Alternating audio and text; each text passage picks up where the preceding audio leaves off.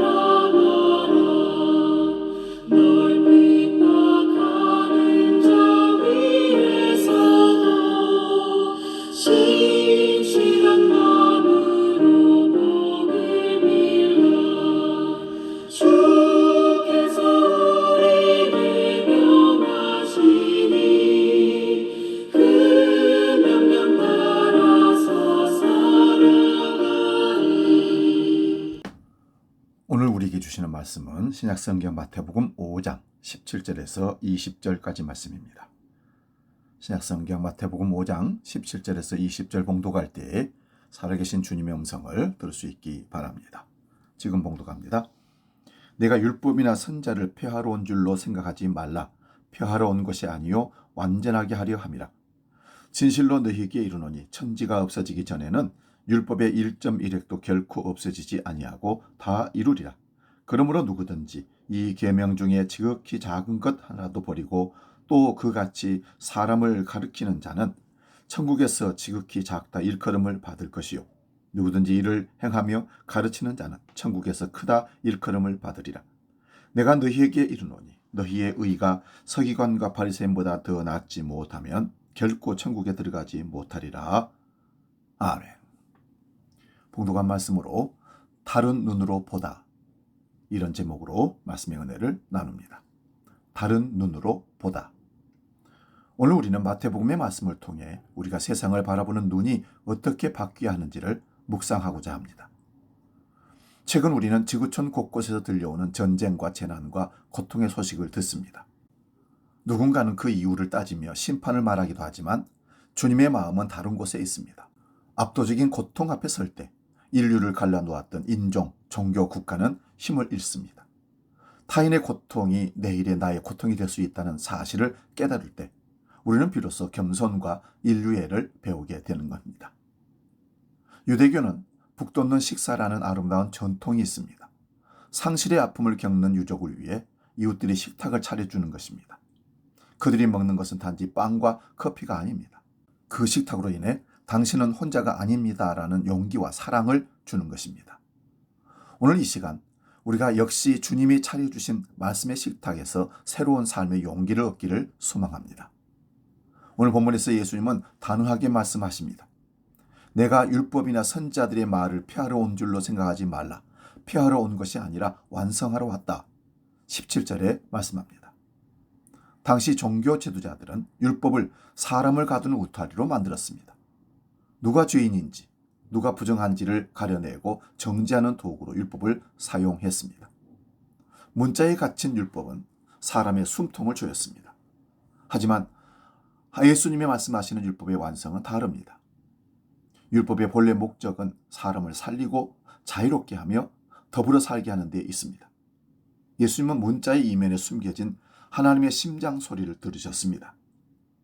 주님에게 율법은 죽은 문자가 아니라 이웃을 향해 뻗는 생명의 손길이었습니다. 예수님은 우리가 익히 아는 계명들을 새로운 눈으로 해석해 주십니다. 먼저 살인하지 말라는 계명이 있습니다. 단순히 목숨을 빼앗지 않는 것이 다가 아닙니다. 형제에게 화를 내고 무시하고 바보라고 비난하는 마음 자체가 이미 생명을 해치는 잠재적인 살인이라는 것입니다. 예수님은 우리에게 정죄 대신 자비심을 품으라고 말씀하십니다. 내 안의 어둠을 가리기 위해 남의 허물을 들추는 것이 아니라 온전한 생명을 누리도록 돕는 것이 계명의 완성입니다. 두 번째는 간음하지 말라는 계명을 봅니다. 이는 단순히 성적인 도덕을 넘어 타인을 도구로 삼지 말라는 엄중한 경고입니다. 나의 욕망을 채우기 위해 누군가를 수단으로 여기는 순간 우리는 상대 안에 있는 하나님의 형상을 모독하게 되는 것입니다. 내가 간음하지 않음으로 말미암아 우리 가족이 간음을 당하지 않는 것입니다. 살인을 하지 않고 간음하지 않는 것이 남을 위한 것이라고 생각하면 착각입니다. 내가 오히려 그 살인으로부터 간음으로부터 자유함을 얻을 수 있기 때문입니다. 세 번째는 원수 사랑에 대한 말씀입니다. 원수를 위해 기도하고 그들이 평안하기를 구하라는 말씀은 불가능해 보입니다. 그러나 예레미야 선지자가 바벨론의 포로로 잡혀가는 백성들에게 바벨론 땅에 평안을 구하라고 했듯이 너를 살려야 내가 산다는 생태계적 진실을 깨달을 때 우리는 평화의 길을 나설 수 있습니다. 사랑하는 여러분, 믿음이란 무엇입니까? 예수님을 저 멀리 높은 보좌에 모셔두고 경배하는 것이 아닙니다. 믿음은 예수님의 눈으로 세상을 보고 예수님의 손으로 이웃을 만지며 예수님의 몸이 되어 살아가는 것입니다. 예수님에게 남이란 없었습니다. 십자가로 모든 담을 허무시고 우리를 한 가족으로 부르셨습니다. 이제 우리가 되찾아야 할 보물은 거창한 지식이 아닙니다. 공경에 처한 사람 곁에 머물고 그들을 위해 조용히 식탁을 차려주는 마음입니다. 주님 말씀하셨습니다. 너희 의의가 율법학자보다 서기관들보다 낫지 않으면 하늘나라에 들어가지 못한다. 이 말씀은 더 많은 규칙을 지키라는 뜻이 아닙니다.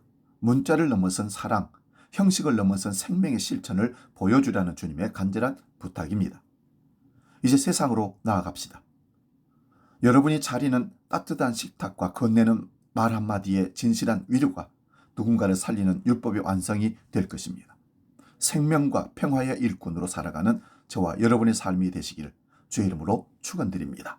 기도하겠습니다.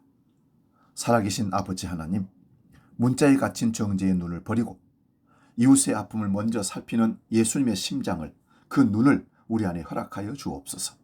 미움과 욕망으로 생명을 해치던 손을 거두어 고통받는 이웃들을 위해 따뜻한 사랑의 식탁을 차리는 위로자가 되게 하여 주옵소서.